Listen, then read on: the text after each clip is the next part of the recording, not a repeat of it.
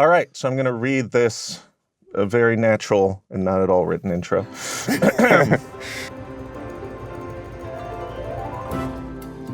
Hello, I'm Gilbert Cruz, editor of the New York Times Book Review, and this is the Book Review Podcast. RaMell Ross is an artist, a photographer, and a filmmaker, and his latest work, Nickel Boys, is an adaptation of Colson Whitehead's Pulitzer Prize-winning novel. The book and the movie both are about a pair of black boys, Elwood and Turner, who find themselves in a vicious reform school in 1960s Jim Crow South. Ross's film has been nominated for 2 Academy Awards, including Best Picture. RaMell Ross, thank you for joining the Book Review Podcast. No, a pleasure to be a part of it. To start, of course, I have to talk about the way that you made this movie. Nickel Boys has a very particular style, largely because of the way that it was shot. Much of the film is presented from the point of view of the characters. That is, you see what they see. If a character looks up, the camera looks up. If someone looks at the character, they are looking into the camera, and therefore they're looking right at you, right at us. It's somewhat disorienting for a bit, but once you lock in, and I locked in pretty quickly, I think it's an experience you won't soon forget. I just tried my best to describe it, but for our listeners who haven't seen it, I want to hear it from your mouth. Yeah, it's a film that is shot in first person, which, would eventually come to called sentient perspective. And as you mentioned, it is essentially the character looking directly into the camera. And the camera, of course, is the other character. And also you are the camera and you are that character. And so there's an overlap between the relationship between the visual field and the encounter of the character and you. In fact, they're simultaneous. It sounds more complicated than it is. It also sounds more gimmicky than it is. The way that we approached this was to kind of concentrate on the fundamentals of vision, whatever they are, and not do the sort of wide angle GoPro point of view, and concentrate on focus and a narrow field of view. And with that, although it takes some adjusting, as you mentioned, you're really, I believe, kind of locked in, at least conceptually, to what the character is seeing and how they're seeing it and why they're seeing it, I guess. I want to take a step back, though. This is the Book Review Podcast. Colson Whitehead has been on many times. His novel was widely acclaimed when it came out. It won him his second Pulitzer Prize in something like 5 years, which is impressive, kind of astounding. How did that book make its way to you? Yeah, I was fortunate to be asked to adapt it. It was 2 months before it came out, in fact. And, I knew who Colson Whitehead was. So did my co-writer, who also produced the film. Her name's Jocelyn Barnes. And we were quite astounded to be offered a chance to read it and maybe consider it. And, Colson had seen Hale County this evening. And then they came to me to see if I was interested in adapting. You just referenced Hale County this evening, which was your first feature-length film. It was a documentary. We're going to talk about that in a bit. But when you read Nickel Boys, what were you seeing in your head? And how did you make the leap from that to, as you described, the sentient perspective, this point of view type of filmmaking? The story itself is so known. It's almost like the fear of every culture where every quote unquote people, which is the brightest and the best, fall victim to, a circumstance that's outside of their control. Normally, I feel like when I'm reading, at least American fiction or a writer that is known to really chop it up linguistically, they're just like filling my head with the images. But for some reason, these images seem to be emerging from more specifically my personal poetic. And what a way to encounter a book, I think. So, Colson Whitehead has written across genre. He's written all different types of books. And there are many of his books that are more stylistically ornate. They're sort of postmodern. But, with The Underground Railroad, certainly, and then with Nickel Boys, he really pared it back. When he was on this podcast years ago, he said, I knew I wanted the sentences to be sort of simple, direct, and minimal from the start. And you're saying it was that type of writing that allowed you to insert your own imagination into it? Yeah, it was exactly that.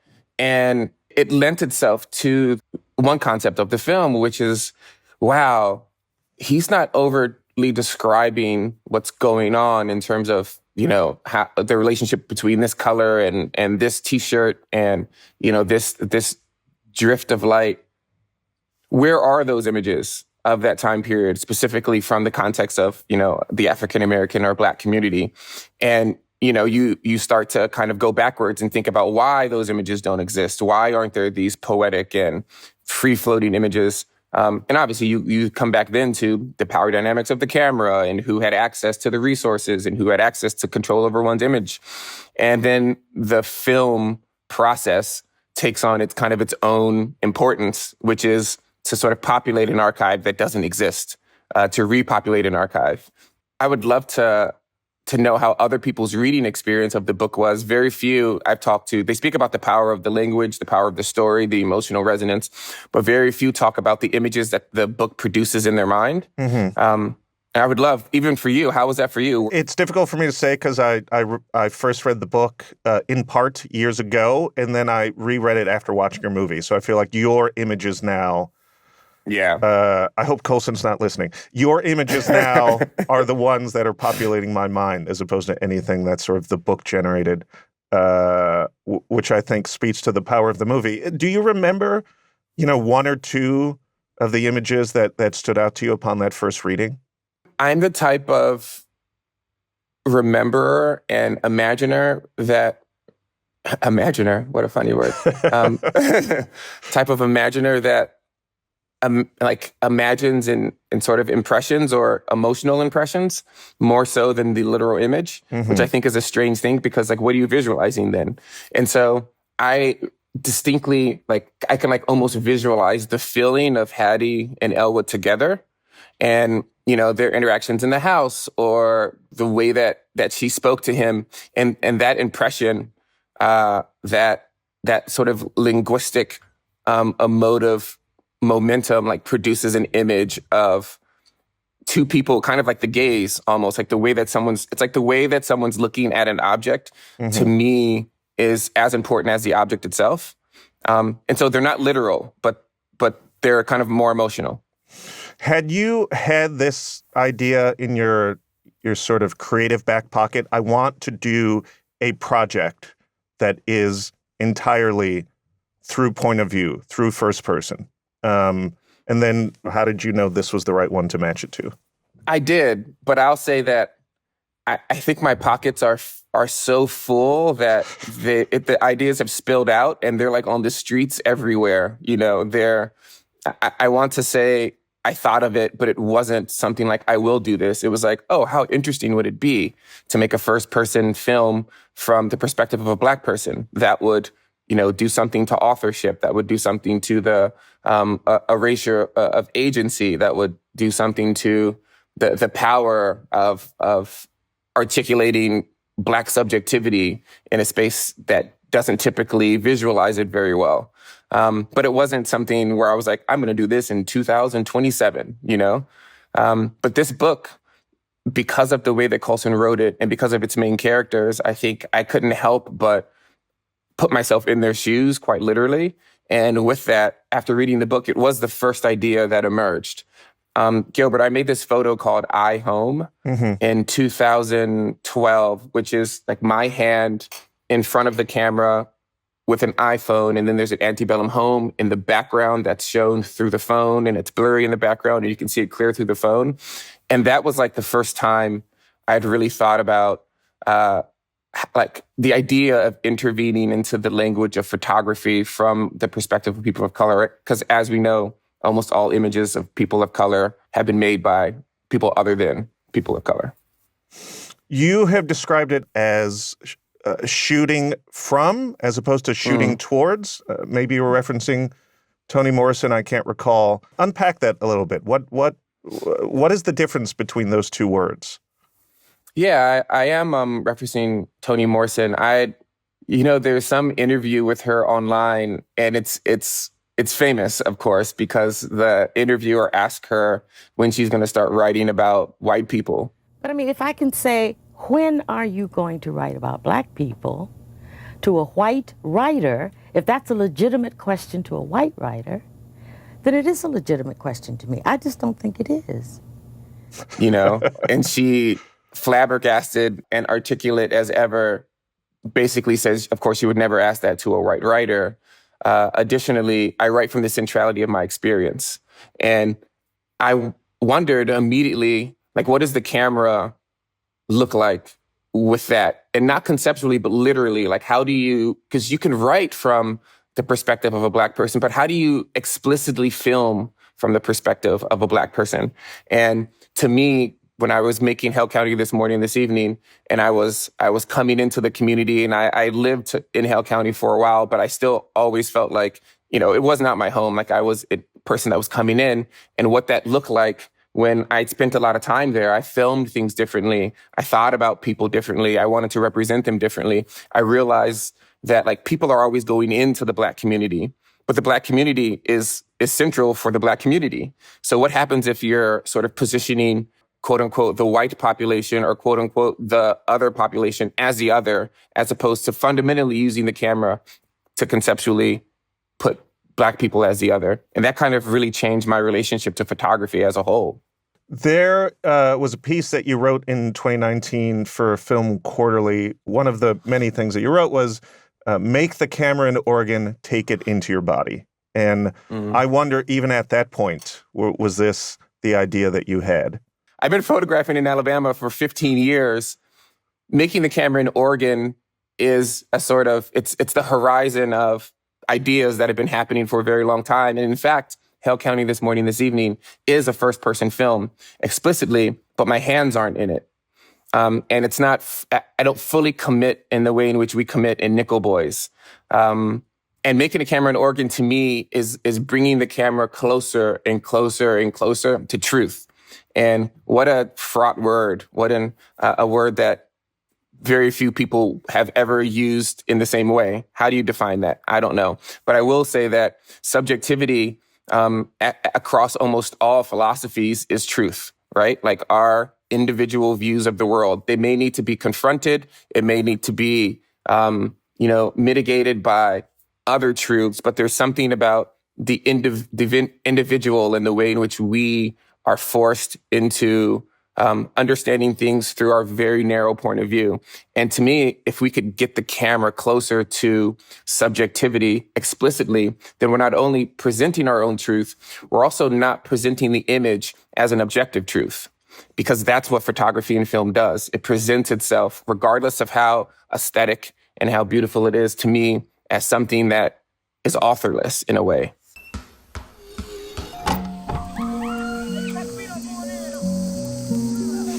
I want to ask you about your first film, the documentary Hale County this evening, also nominated, incredibly, for an Oscar for Best Documentary. And when I was watching it recently, something occurred to me which maybe should have been obvious, which is like, as you say, you have done this before. Like, Hale County is your first person, movie. Essentially, we are seeing what you're seeing. It made me think about the ways in which sort of observational documentaries are inherently first person in that way. There's no intermediary. But they feign objectivity. It's a mind-blowing paradox almost. And you watch films like, that the documentary language is fly on the wall, and the underpinnings of the documentary aesthetic is that you can use a camera, you can participate, but you're not altering it. You're just observing it. And also what's implied there is that you're observing it in a way that someone else would too. And that is a really strange thing. And making a film in Hale County, and you're sort of trying to deal with these questions of authorship and representation and presenting people very well in a way that I'm trying to do it in an open-ended and not conclusive way. You realize that, boy, is that impossible, And if you're going to do it, why don't you do it in something that I call observational logic, which is, instead of just observing, use the logic of observation, which is attention, which is controlling where someone looks so that you're aligning your view with the camera, with the maker, which fundamentally erases this sort of objectivity, this almost third-person camera. For those listeners who haven't seen Hale County, it's streaming on Criterion. You can find it other places, but you should definitely check it out. RaMell, I would love for you to tell us how you ended up in Alabama, and then how did you end up with all the people that you ended up filming for so long? Yeah, I was in DC, was freelancing, teaching photography in schools. And this guy, Oliver Monday, gets the opportunity to go to Hale County and do this workshop with Micah, a school he went to called Project M. So I go with him just for 2 weeks to hang out and make photos and teach a class on photography in this nonprofit. A job opens up in the youth build program in Hale County. I have no money whatsoever. DC is like really taking me through the ringer. And I moved to Alabama to sort of leave the oppressive financial state that I was in DC, but then also be somewhere interesting, because I ended up making Hale County, and because my photography and my interest is Southern photography now. It seems like I moved there intentionally because Walker Evans and William Christenberry were there. That didn't even click for me when I was there, because I'm a self-taught photographer. I wasn't interested in those things necessarily.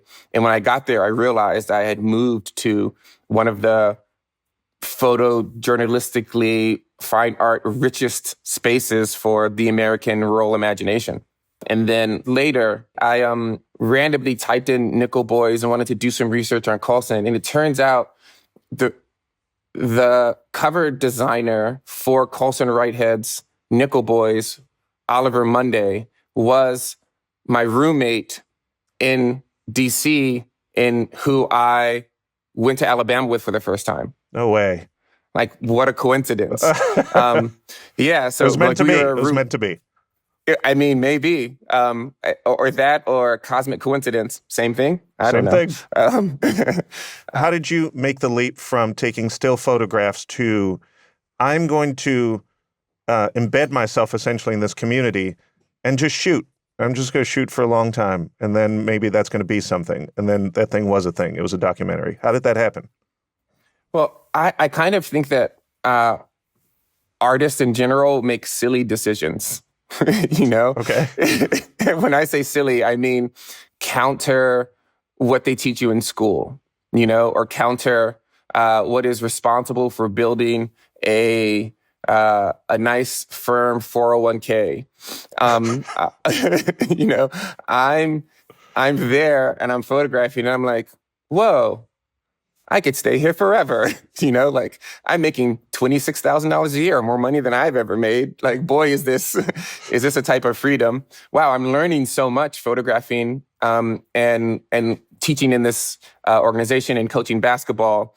And I start to become obsessed with trying to understand why my photographs are really bad, And they're not really bad, Gilbert, in terms of like their beauty or their connection with other people, but they're really bad in terms of the representation of my view of myself and what I sort of understand to be anything that resembles individuality. I'm like photographing, and all of the photographs, they just resemble like a Walker Evans or William Christenberry or William Eggleston, any photographer that's come through the South. And I'm like, why? I've been here for 2 years. I'm photographing every day, 4x5 camera.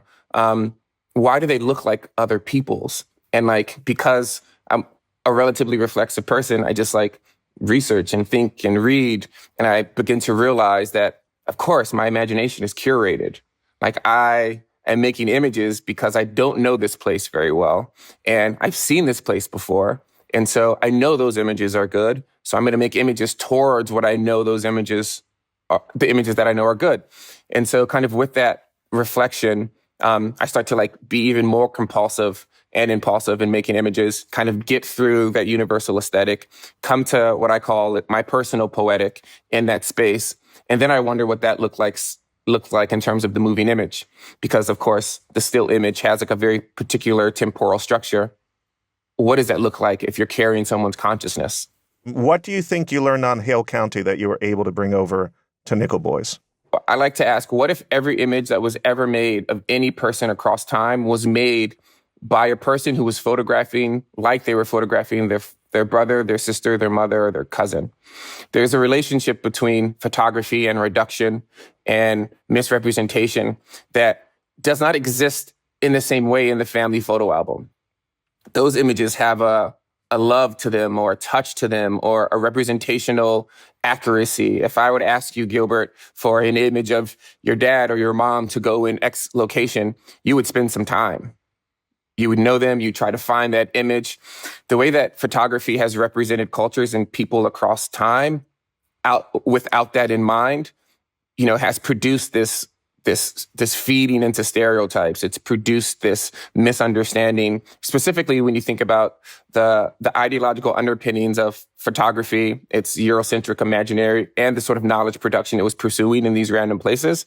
And so making Hale County this evening made me think about that as a mode of representation. How do I embed a strategy that opens the image up so that it's not conclusive? So I like to say, suspends the narrative arc, or just it's stuck in this weird imagination space. Steve James called Hale County this evening, when I was talking to him, Hoop Dreams is Dream. And I was like, oh, Steve James, you're speaking my love language here. It had 400 hours, and that was a crazy amount of hours then. But Hale County this evening, and I'm using it just as a reference, we had 1,300 hours of footage, right? And the idea behind that is I'm like, oh, my currency is time. I don't have a budget. I'll shoot longer than anyone's ever shot. Oh, wait, no one's been in the community long enough to make images like this. It's a matter of industry. It's a matter of time. If I do that, I'm going to be there for family moments. I'm going to be part of the family. I'm going to find these really revelatory images that are universal and epic and banal simultaneously. I have to imagine that one of the things that you had to learn in making the switch from documentary filmmaker to a narrative feature filmmaker was how to deal with actors. Mm-hmm. Now, that's going to be hard regardless for someone who's never really done it before. But you decided to make it a little more difficult and add this whole other layer to it where sometimes the actors were in the camera, sometimes the actors, you only see their hands, sometimes the actors are not in the shot. What was that learning curve like dealing with actors for what I imagine, correct me if I'm wrong, was the first real time? Well, I think that if you're a conscious American, you go out into the world, you're dealing with actors. You are. Just kidding. I think while you were saying that, I was like, this is going to be a good joke. And I laughed. But I feel like I have a bit of experience because I've taught a bunch and I've coached, and I do fundamentally like people. I'm a behavioralist in terms of I like observing. I think those things kind of spill over to the directing actors process. It was different, of course. And I will say the first thing I did, and I mean this literally, was go onto YouTube and type in how to work with actors. Oh my God. You're just like everyone. How do I fix my fridge? How do I work with actors? Yeah. And I'll tell you one thing, what a resource YouTube was. I was like, oh, I can do that. But basically what I learned from that is just, the language. You don't want to give them, you don't want to tell people what to do. You want to open up a space for them to find it. And that just makes sense, right? Who wants to take quote unquote direction? Don't you want to be in conversation? I'm more of a perceiver than I think a director. I want people to do their thing. I think it was more about, me and the crew giving the actors the space and the confidence to do what they would like, and to feel comfortable and to be challenged within themselves, and then shaping that so that it aligns with the aspects of the film that carry the narrative. RaMell, I'd love if you could tell us a story that you remember about working with one of your actors. It's probably a moment with Ingenue. Ingenue Ellis-Taylor plays Hattie, who is the sort of core of love in both Coulson's narrative and the adaptation. Nana.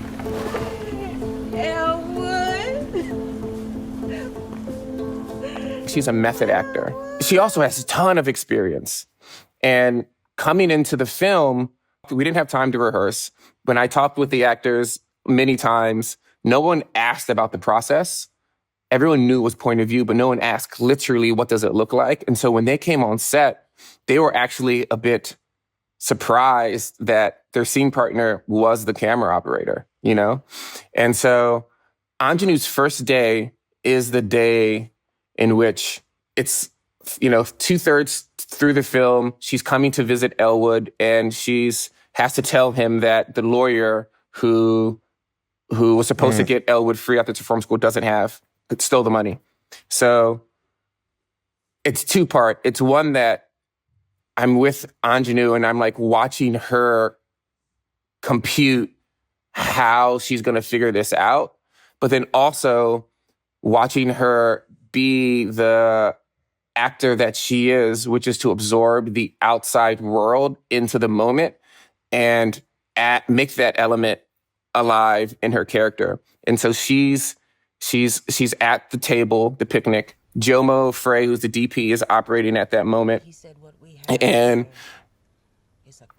Jomo will duck to the left. He ducks down. He averts her gaze. And Anjanu slaps the table really hard.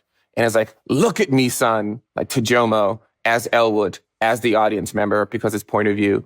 And then Jomo pops back up.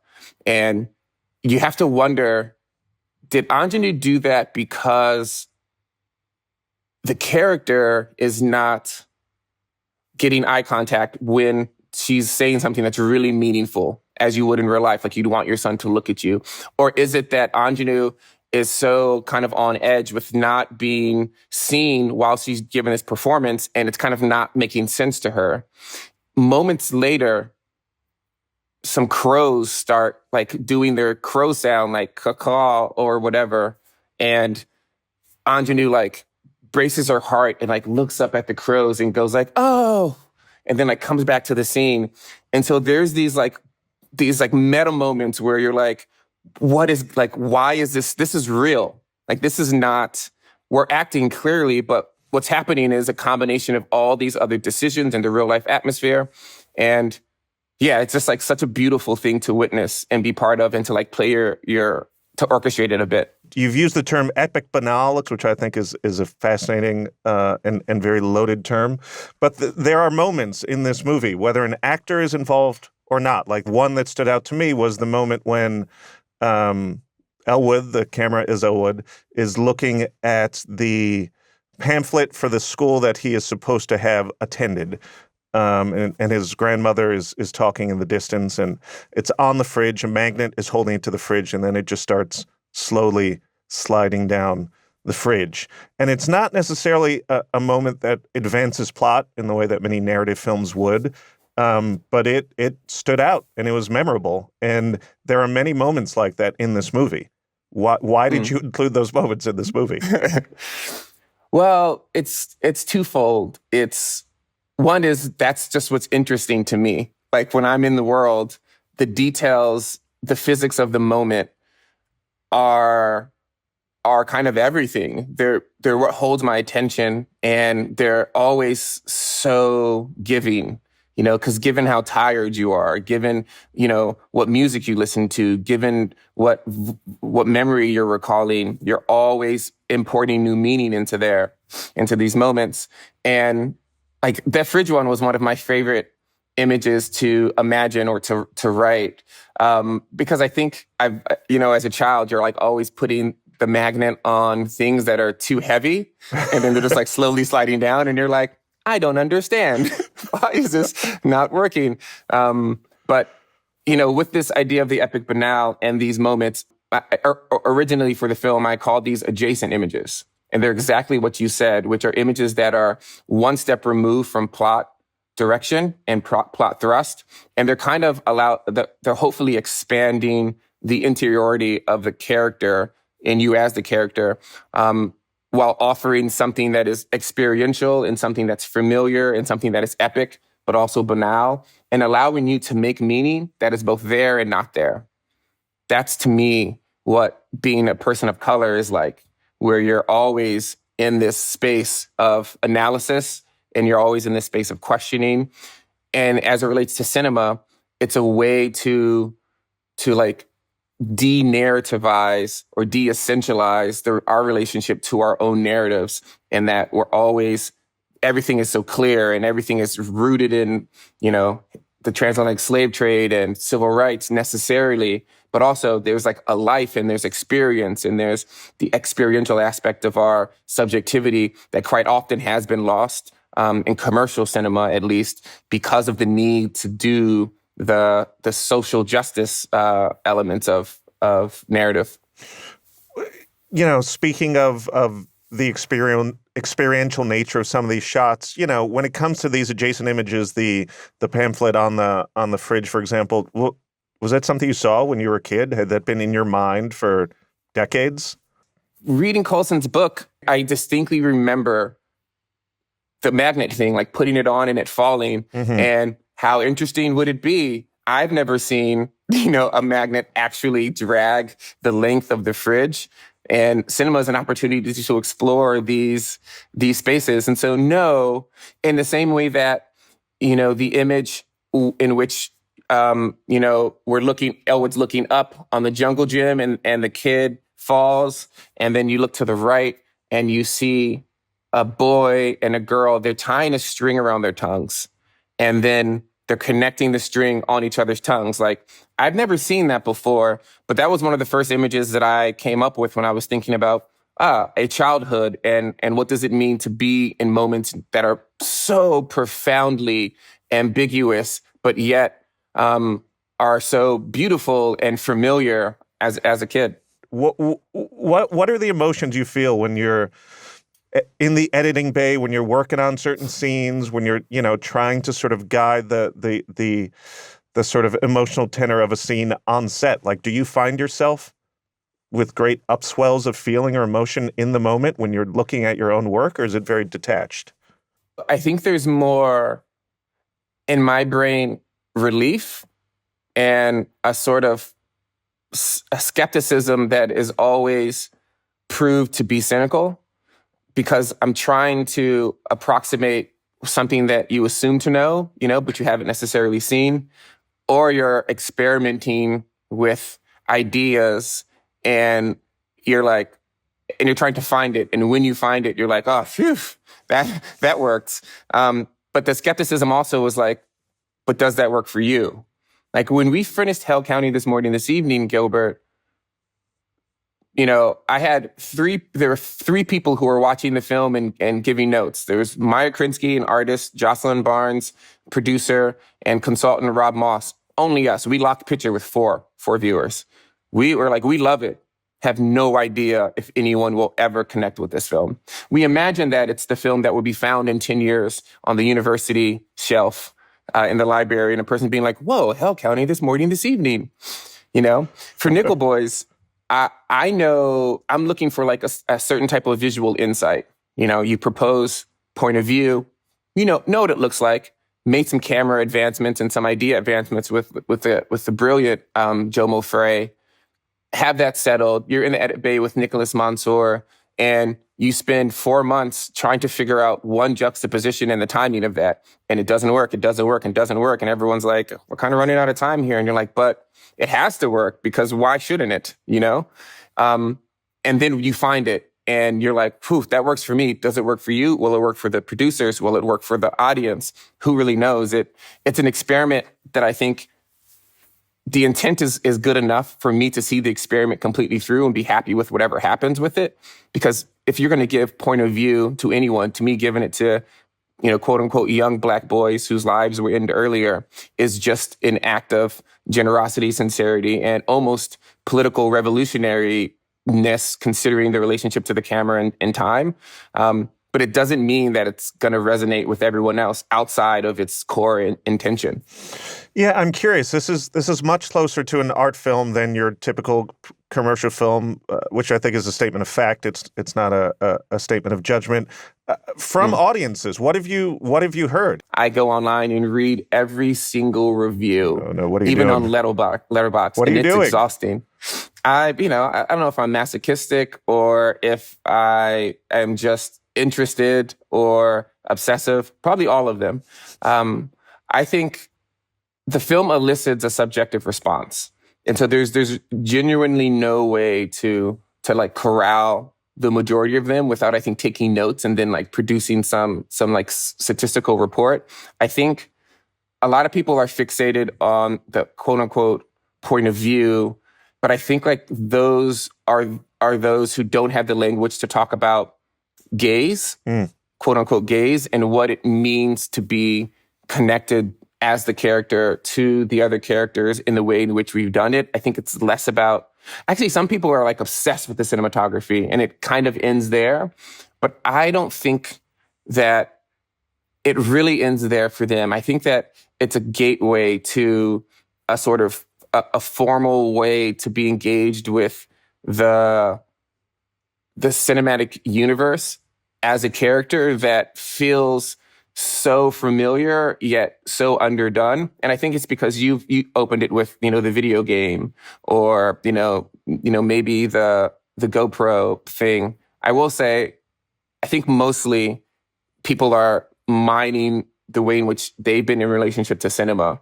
A lot of trauma in terms of images from their past being mined because we're in first person, a lot of reflection on why this hasn't been done in the way in which we've done it, and a lot of, I think, truly deep connection with the characters.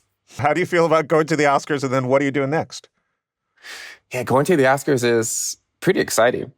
I'm astounded that the film was nominated and that, we got 2 Oscar nominations for a film that I think was one of the biggest risks for our producers to greenlight, like Alana Mayo and those other ones I mentioned.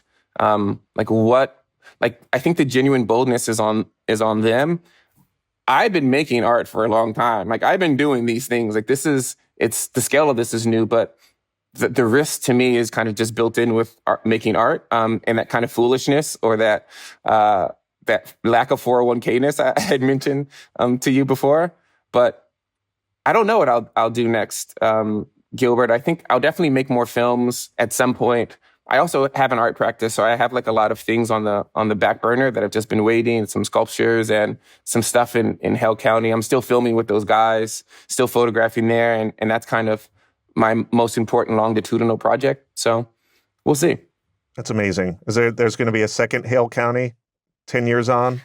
It may take so much more time because I was like there almost not every day, but I was there so much for 5 years. I was living in a trailer in the back of a friend's house, like a travel trailer, not like a double wide. And so I was really anxious to not be in the trailer. So I'll just go out and film, But now that I have a house there, I'm like, maybe I'll just, drink some matcha. Just sit on the porch. Is it easy to get matcha in Hale County? No, not at all. I was joking. Okay, yeah, you got to bring your own. RaMell Ross, thank you so much for joining the Book Review podcast. It's been a real delight to talk to you. Gilbert, pleasure chatting.